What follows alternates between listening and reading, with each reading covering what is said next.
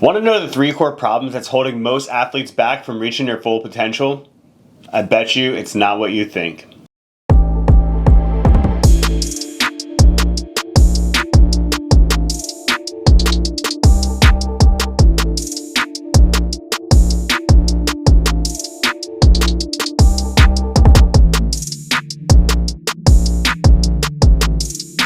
Most people think that the biggest problem that's holding them back is maybe they don't have the right athleticism, maybe they don't have the right skill sets, maybe they don't have the right coach or the environment. They point their fingers at so many different things that they think is the real thing that's holding them back from their full potential. But the reality is there's only 3 real core problems that are going to hold most athletes back from reaching their full potential. And once you solve these 3 problems, right? Once you solve these 3 problems, everything else gets easier. And the reason is that they're interconnected, right? So, when we think about building a house, if you try to put the shingles and the roof on before you pour the foundation, of course, you're going to have a poorly built house, right? No one's gonna be able to live in there. It's not gonna be any walls. There's not gonna be any studs, right? There's no door. There's no windows, right? So when we think about athlete development, we need to think about it the same way, right? We need to think about the fundamentals and the foundation and making sure that stuff gets laid first,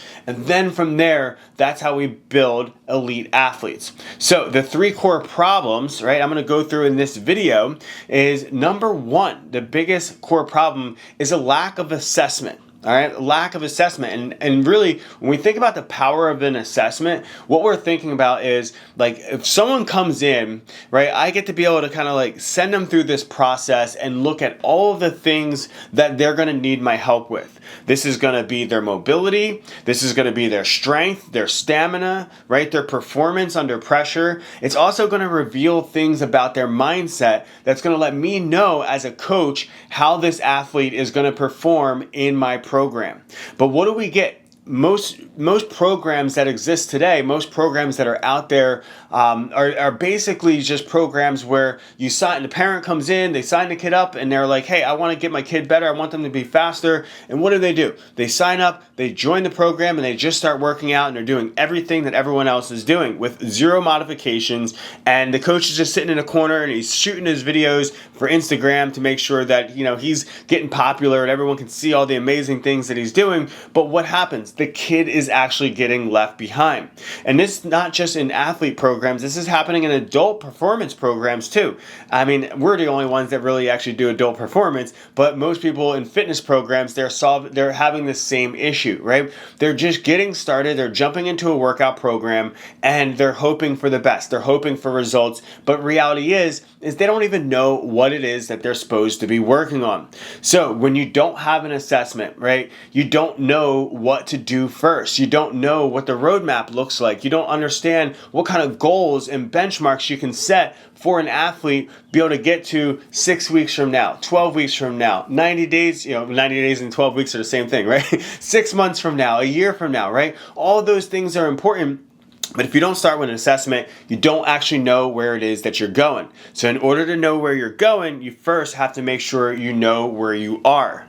All right. Now, number 2, the biggest problem is number 2 is going to be fundamental development, right? Now, I think that, like I just said, most people, they care about their Instagram. They care about getting the algorithm going and making sure that they can get more exposure, because exposure for coaches means that they're going to get more clients, and that means that they're going to make more money, right? So our as a coach, fundamentally, sometimes we are wired to the wrong things, right? We look at doing elite stuff with our athletes, number 1, because we think that when we do elite stuff, this is going to create more exposure, and that exposure is going to be able to create more clients that we can work with, right?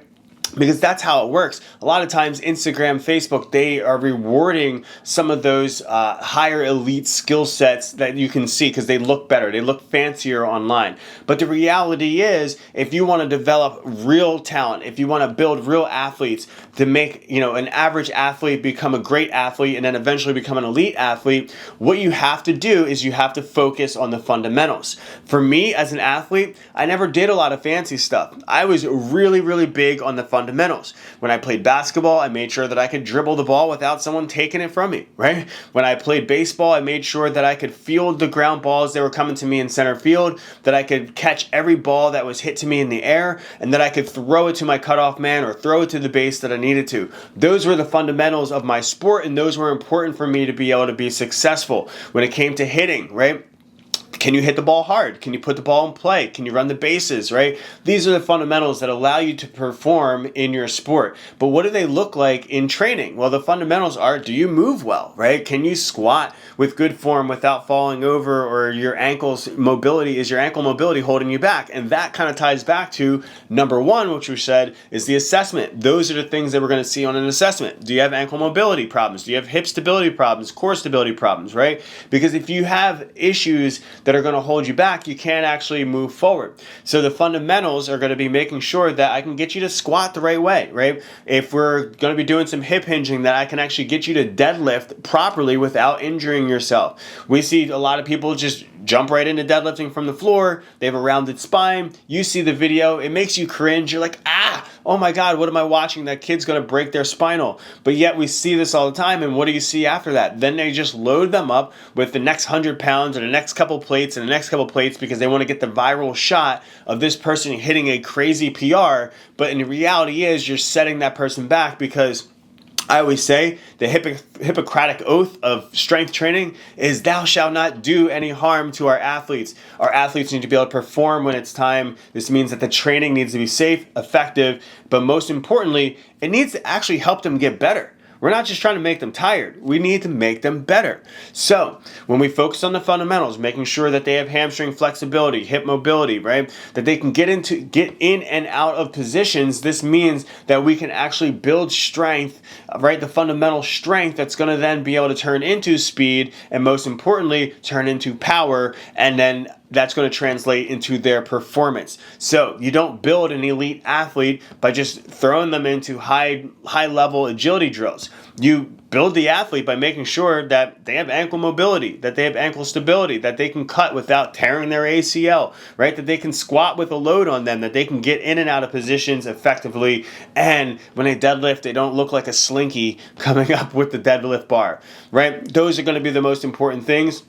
So fundamentals getting ignored. And one last thing that I leave you with the fundamentals is that, like, I remember one day I was watching this video, right? And it was like AJ Brown when he just went to the New England Patriots, and he was running routes. And I just remember seeing him like start off on this route. He like did a quick little cut, a little adjustment, and then he like sprints out, and then the ball lands right over. He does like a one-handed catch. And I was just like, man, that looked so easy. He barely did anything, right? So what's confusing is that elite athletes, they make everything look so flawless. They make everything look so effortless, right? And the reason is that they are so skilled on the fundamentals that now when you start to add and tack on those advanced strategies, it just becomes a lot easier for them to do it. So when you see these top tier athletes and you see them doing some of their drills, understand that the only reason why they look so good in those drills is because they worked on the fundamentals, and they did that for years before they ever achieved the greatness that they're at right now.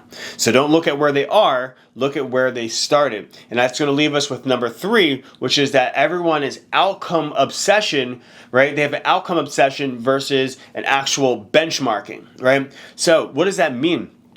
They're focused on looking like AJ Brown during running his wide receiver routes, instead of like, hey, can you put force into the ground appropriately? Can you run? Can you cut? Can you explode out of the position, out of the start position, right? Do you have speed in your first, 3, 5, 6 steps, right? When you go to make that cut, can you chop the feet and then transfer energy left or transfer energy right? Without like falling over, right? So if you don't have balance, you might just fall over if you're making that cut, right? Do you have spatial awareness? Can you do this when you have a defender on you, right? When you're playing basketball, I mentioned earlier, dribbling the basketball, right? So In the beginning, the fundamentals was like, can I dribble the basketball? Right now, when we look at actually working the process, right, and then like getting used to those benchmarks, it's like, all right, I can dribble the basketball well. Now I'm gonna have a defender in my face, and they're gonna create pressure. Can I now dribble the ball with pressure?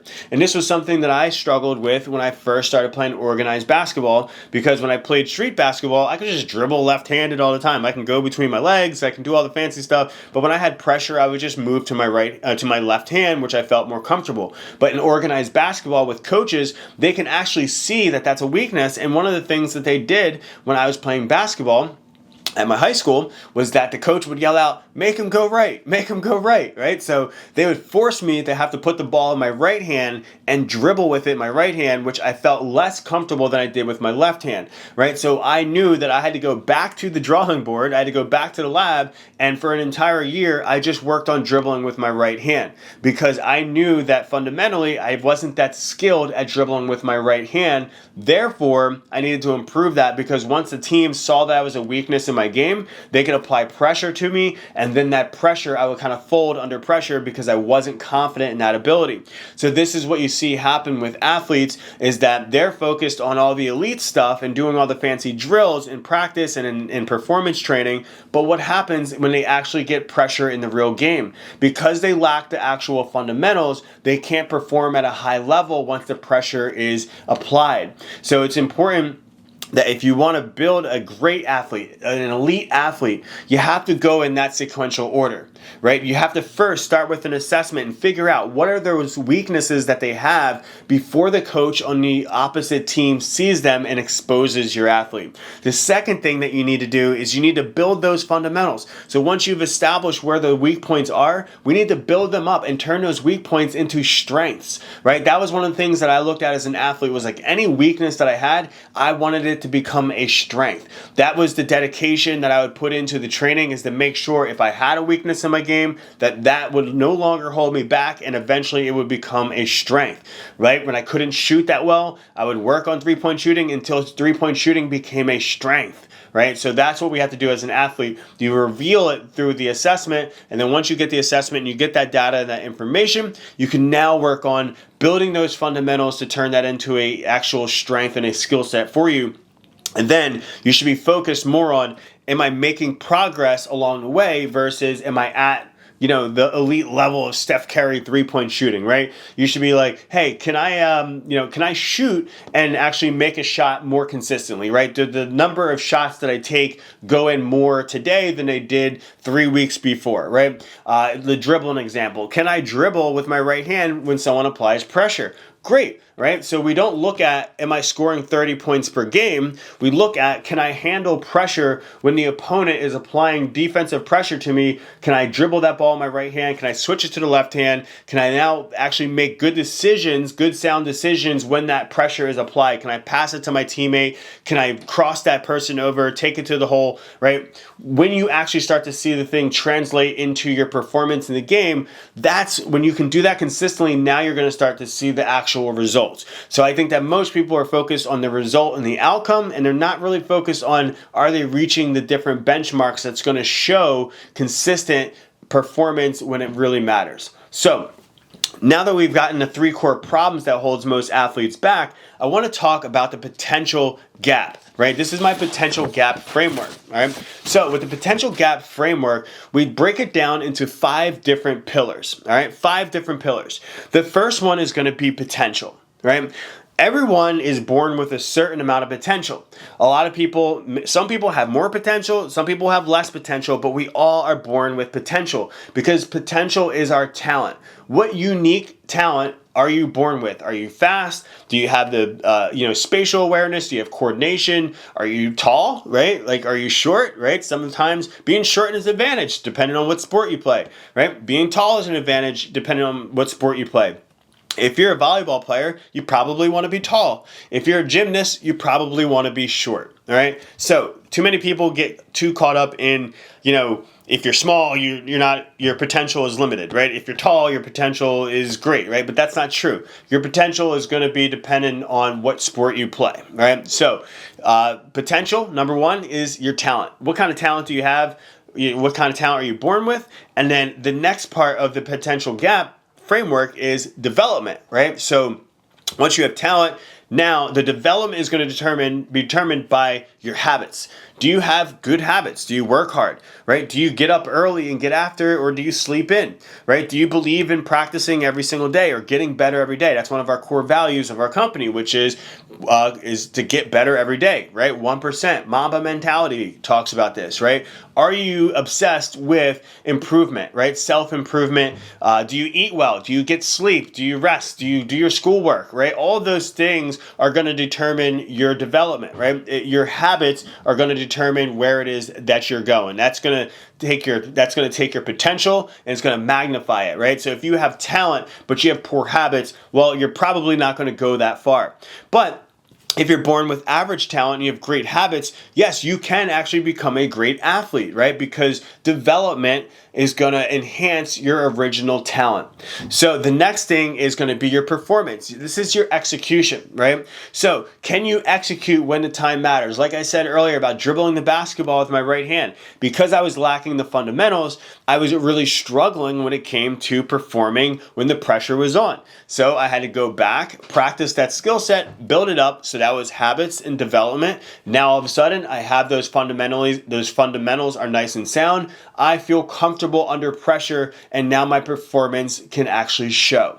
Now, the next one is going to be results. Results are sometimes what we're actually looking for, but we don't look at the process to achieve those results, right? Results are the lagging indicators of your success. So if you are getting great results, it's probably because you worked on your fundamentals and you developed your skills, you have great habits, and you're being able to perform under pressure, right? So you're going to start to see those results. You don't score 30 points per game without being a great shooter, right? You don't score 30 points per game without being a great ball handler. You don't score 30 points per game without being able to lay up the ball, or if you're taller, dunk the ball, or shoot free throws, right? These are the things, those are the fundamental skills that you need to be a person who can score 30 points per game. So we often look at the execution, right? But the execution is we actually look at the results, but the results are just like, they are more of, the results are more of just a demonstration of the hard work that you've put into up until that point, right? And then the last one of the potential gap framework, number 5, is the fulfillment, right? And when we look at fulfillment, I like to think about this as positive mental attitude. When you have potential, when you develop that potential with your habits, and you look at your performance and your ability to execute under pressure, you start to see those results, you have those lagging indicators of success, and then you start to get the fulfillment from your sport, right? Or if you're just in a training program, right, and you're getting better, you're seeing weight loss, you're seeing performance go up, you're seeing your speed go up, you're seeing your strength numbers go up, now you're getting fulfillment, you're feeling better, what I like to call positive mental attitude. Positive mental attitude is one of the most important things for an athlete's success, because if you have positive mental attitude, that is going to then reinforce the whole entire cycle. You're now going to make sure that you are doing the development, that you're going to keep those habits, that you're going to try to perform at your best and execute in the game, because you want to keep seeing those results. So it almost becomes a performance loop, right? Once you have the positive mental attitude from fulfillment, you will then double down on the work that got you there. And that is the difference between what makes an average athlete average and a great athlete great. Is that the great athlete or the elite athlete, they actually saw those lagging indicators and they reinforced their grind, their effort, and they understood that their effort was going to get them their results. So I leave you at that, guys. The three core problems that are holding most athletes back from reaching their full potential, it has to do with a lack of assessment, so they don't know where they are, so they don't know what to improve. And then number 2, it's the fundamentals. They're too focused on the elite stuff. They're not focused on developing those fundamentals properly. And then most importantly, they're too focused on outcomes and not the process, right? They're focused on the result and they're not focused on the practice that's going to get them the result. So if you thought this video was helpful, do me a favor, give me a thumbs up, like it, subscribe, join me in the comment section, give me some feedback on areas that you feel like you need to improve on, or maybe some areas that you just didn't really understand.